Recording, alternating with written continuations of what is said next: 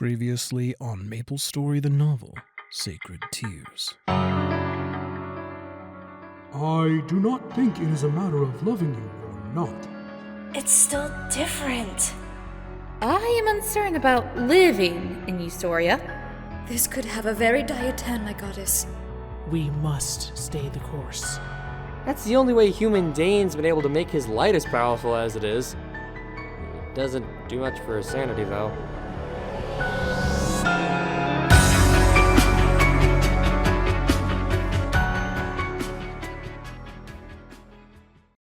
And now, the continuation of Chapter 19, Part 3.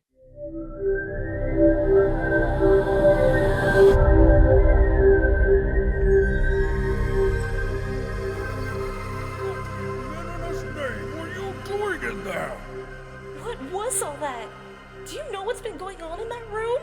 It is precisely why no one but the Master and myself are allowed into the laboratory, and why you specifically are forbidden from going in! How is that supposed to help me? It's nothing but a storm of suffering and anguish.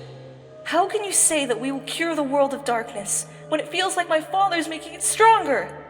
Mars appeared to be ready to answer, but stopped, letting out his breath with an agitated sigh. That's what's happening, isn't it? Rhinne breathed, a chill settling over her chest. No!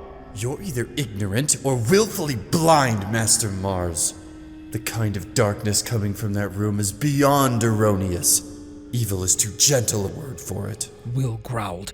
We are preparing for Rhinne to eradicate the darkness out of the world! Mars thundered, pointing to Rhinne. But for that to happen, you must remain far away from the darkness, lest it corrupts you before our research and your power are ready! Rhinne's eyes darkened, turning to hide her face against Will. I'm just a tool to you, aren't I?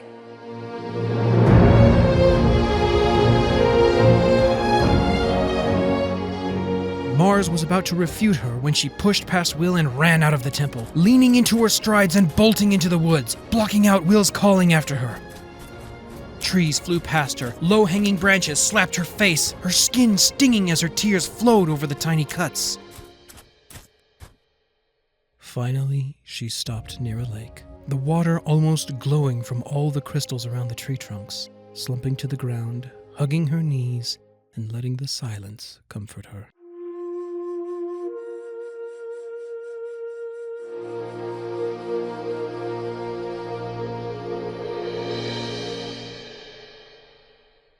Her last words echoed in her mind repeatedly, thinking about her life.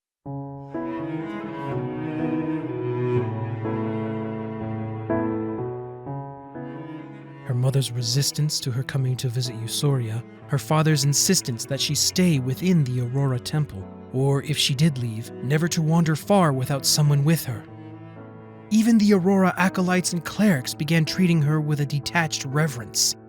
She was becoming less of a person and more of a tool for her mother and father to eliminate the darkness. Will seemed to be the only one treating her like a person.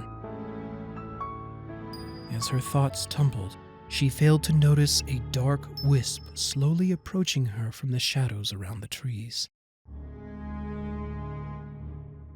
With a hissing whisper, it caught her attention as it hung in the air, twisting and undulating before her as eyes faded into existence within it. What's the matter, little one? What are you doing so deep in the forest? It asked. Rhinne backed away, lowering her brow and wiping her eyes. You're the darkness, aren't you? She murmured, holding up her palm as light hummed to life in it. But it wasn't the gold color she was used to. It had a red tint. And you're the weapon born to kill me. Finally, Rhinne. The cloud hissed. Rhinne focused her hand on the eyes, forcing her tears to stop as she stood and followed it. Don't call me that! She growled, a blast of light howling into the woods. Am I lying? Your mother and father conceived you specifically for that purpose. You should feel honored. My name is Rhinne. I'm not just a weapon. I'm a human being. A human who could level an entire nation with the wave of her hand. Not even your father in his prime. Even this version of him could muster that kind of power. What do you mean by version? Do you think this is the first time we've had this conversation? Do you think this is the first time your mother Ariel or your father Dane have battled against me? You all have failed trillions upon trillions of times. But I hope this time can be different. Why do you want it to be different? What about all the people you've already killed and the millions in danger around the world because of you? Why would you want to change that? Those deaths, unfortunate as they were, are the results of my growing power. I have tried to keep it contained, but the eons haven't been kind. As more and more die, their darkness adds to my own, leading to these leaks. I want to stop, but I can only contain so much. The shadow answered smoothly, floating before her once again. You're just a monster. You don't care about the people of this world. Why talk of remorse when you are nothing but hate, anguish, and rage you unleash on everyone you touch? Rhinne demanded. The light in her palm brightened into gold, causing the shadow to shrink away. That hate may be the majority of my being, but all of it was once human. Small as it may be, I still have some love for humanity. I doubt that. Rhinne sneered, the light's intensity growing. Can you not sympathize? I can feel your frustration, loneliness, and sorrow of being constantly told of your importance to Euphoria, treated like a tool and a weapon. Yet you can't express it. Instead, you drive it deep into your soul. And occasionally, a tiny crack in the armor leaks out a tiny bit of all you hold. And from that leak, people sometimes get hurt. Rhinne lowered her brow, dismissed the light, and lowered her hand. Why are you telling me this? Why are you trying to help me? Your emotions are torrential, flowing in all directions due to your holding them back.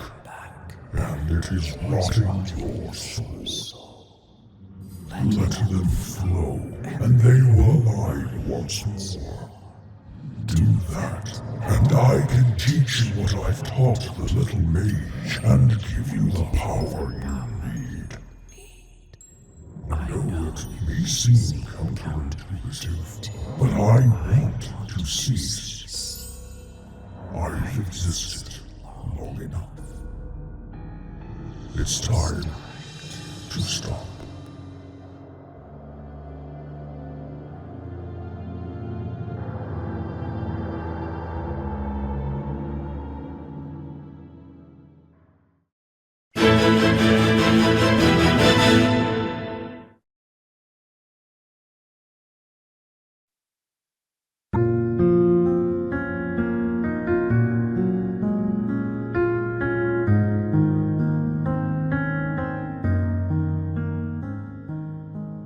Rhinne sighed with a long breath, crumbling to the ground again as her tears flowed. The cloud seemed to grin, a portion reaching out to her in the shape of a hand. But as it neared, the shape of its hand began to disintegrate into ash, making the shadow narrow its eyes and growl. There needs to be more. It hummed, making Rhinne look up in horror. What? Rhinne!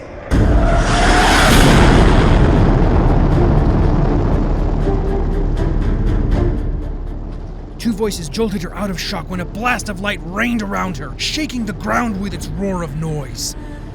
her surprised stupor, she felt a hand grab her arm and wrench her to her feet. Rhinne saw a terrified Will standing before her as her eyes focused, gripping her arms while locking eyes with her. Are you hurt? Did it touch you? He asked in rapid succession. I'm alright. Nothing happened. She explained, looking around at the wall of fire-like light all around them. When it disappeared, a man dressed in golden armor stood between them and the shadow, a fierce-looking spear in his hand as an unseen wind tousled his golden hair. Uncle Xiriun? What are you doing here? How are you here? Rhinne asked, stunned that her uncle had made an appearance in Usoria. I'll explain later. Right now, you need to get rid of that cloud. Nanahuatzin commanded, not taking his eyes from the darkness. No! I won't be a tool of my parents anymore! Rhinne snapped. Will gripped her shoulders and turned her to face him. This isn't about being a tool. Everything this cloud told you about wanting to finally end is a lie. It wanted you to give in to your fear, your depression, your rage. It wanted a foothold to overpower you and use you to destroy your world. Will explained. The shadow growled and lunged, stopped by Nanahuatzin, though he struggled to keep it at bay. Do not deny me my vengeance. Give me the girl! The shadow roared, its jaws snapping at Nanahuatzin as he held it back, almost glaring at Rhinne from over his shoulder. You are not a tool. You are Rhinne, daughter of the White Mage and the Goddess of Time, warrior of light and savior of Usoria. Vaporize this darkness, not as a tool of fate. Vaporize this darkness to protect Will and the world he lives in. Vaporize this darkness and show me the strength of your ultimate light. Show me you are more powerful than this darkness. Rhinne set her brow in determination, squaring her shoulders and raising her hand, golden light thrumming on her palm. Will came and stood beside her, taking her hand and raising his hand as another sphere of light hummed to life. I am no one's tool. She growled, light exploding from both their palms as a massive beam, tearing through the trees around them and melting the ground on the shoreline into glass, streaking into the sky like the noonday sun. The shadow couldn't be heard over the roar of the light, obliterated before it even had a chance to scream.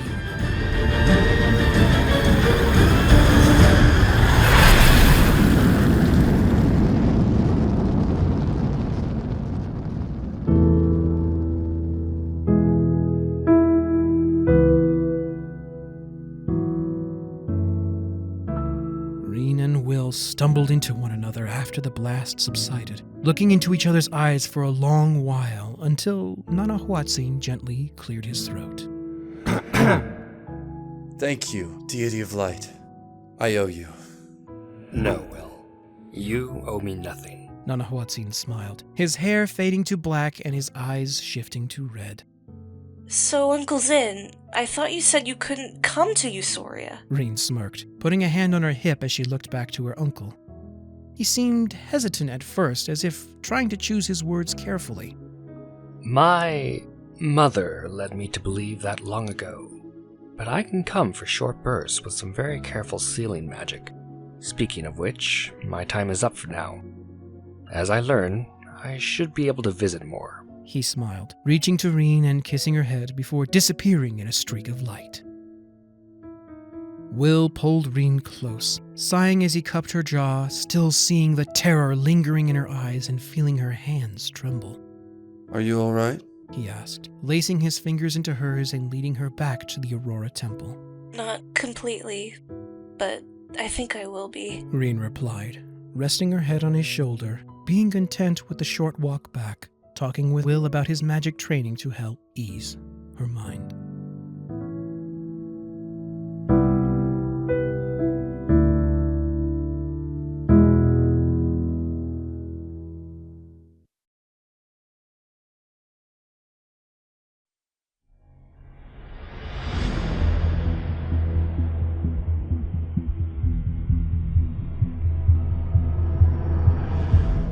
He's late, Magnus grunted, swishing his powerful tail through the air behind him, whipping air side to side hard enough that it began to blow Hilda's skirts. Oh, come now. It's only a few minutes.